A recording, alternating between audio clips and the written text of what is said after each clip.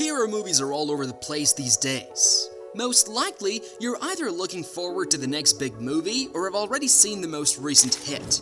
But have you ever thought about how we got here? How did these characters that used to only appear in comic books get to be on our screens and in our hearts? To find out details on how superhero movies evolved from origins to 2024, let's get started.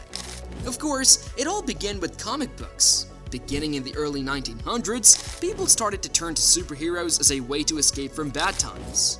People made superheroes and Batman to give them hope, a sense of right and wrong, and the idea that good would always win over evil. Not only were these heroes well liked, they became cultural icons and comic books began selling like anything. Then it was the late 1970s. Everyone was ready for a big, bold, and new thing. Then, Superman, the movie, came in. This movie, which starred Christopher Reeve and was directed by Richard Donner, changed the game. People saw a real superhero on TV or in movies for the first time. It was not just a cartoon or a man in a suit with strings connected to make him fly. Superman was real, or at least he seemed real, and the effects were different from anything anyone had seen before. The movie was a big hit, showing that superhero stories could work in movies and making people want more. But Hollywood was a little slow to catch on to this new style. Following the success of Superman, it was some time before other superhero movies started coming out. It was not always easy for them when they did. Many movies did not do as well as Superman 2, and there were many more that didn't quite make the mark. Batman, directed by Tim Burton, was the next big step forward. This was not the silly, bright Batman from the 1960s TV show. Burton's Batman was scary, dark, and just a little off. It was a very different world from the bright and clean metropolis that Superman made. When Michael Keaton played Batman and Jack Nicholson played the famous Joker, they added something new to the genre. Though the 1990s had some good and bad movies, one thing was clear: superhero movies were here to stay. Studios started to put more time, money, and skill into these projects because people liked them, but things took off in the early 2000s. Now we come to Sam Raimi's Spider-Man series. When it came out in 2002, Spider-Man was the perfect superhero movie. It was exciting, funny, sad, and full of amazing action scenes. Tobey Maguire's portrayal of Peter Parker was believable. He was a normal guy with superpowers who was trying to balance his life as a superhero with his life as a normal, slightly weird person. Critics and viewers both liked the movie, and it showed that superhero movies could be popular with a wide range of people, not just comic book fans. Because of this success, a lot of superhero movies came out in the early 2000s, but not all of them did well. Some, like the X-Men series, found the right mix between action and character growth, making stories that people cared about.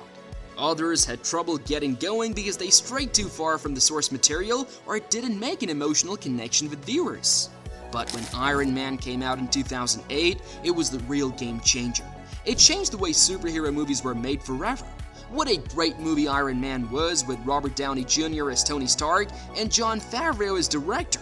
It was smart, funny, and beautiful to look at, and the lead actor was charming and right for the part. Iron Man was the first movie in what would become the Marvel Cinematic Universe. Marvel Studios came up with a big idea. What if they made a series of movies that were all linked to each other? Characters from one movie could show up in another, and all the stories would end in a big shared ending. It was a big plan that had never been tried something like this before. But it did work. Because Iron Man did so well, more movies in the MCU came out, each with new characters and more stories. Movies like Thor, Captain America, the First Avenger, and the Incredible Hulk built on Iron Man, making the world more detailed and linked so that fans could care about the characters and the main story. Marvel did something crazy in 2012. They put all of these heroes together in a movie called The Avengers. The Avengers was a huge hit that broke records at the box office and made the MCU the biggest movie studio in the world. People loved seeing their favorite characters work together, and the movie delivered in every way. It had action, fun, heart, and spectacle. Of course, people did notice Marvel's progress. Soon, other companies wanted to join in, and they were all trying to make their own shared universes. Marvel has been competing with DC Comics and comic books for a long time, and in 2013, Man of Steel was released as the first movie in the DC Extended Universe.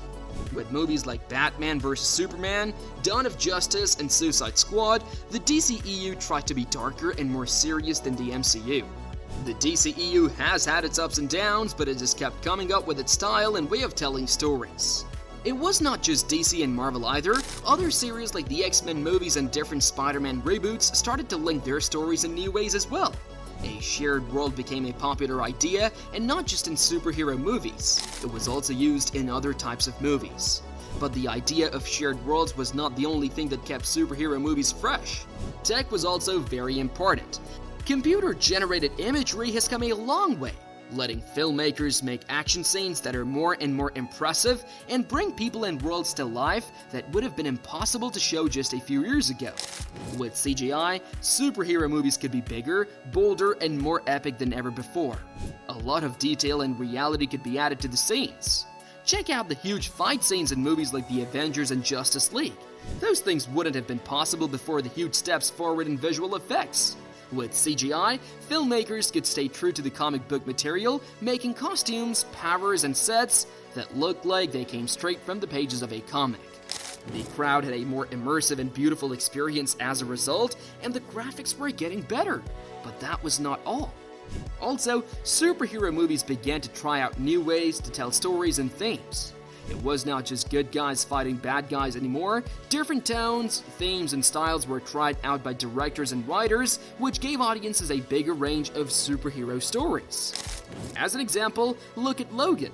This movie, which came out in 2017, was very different from other superhero movies.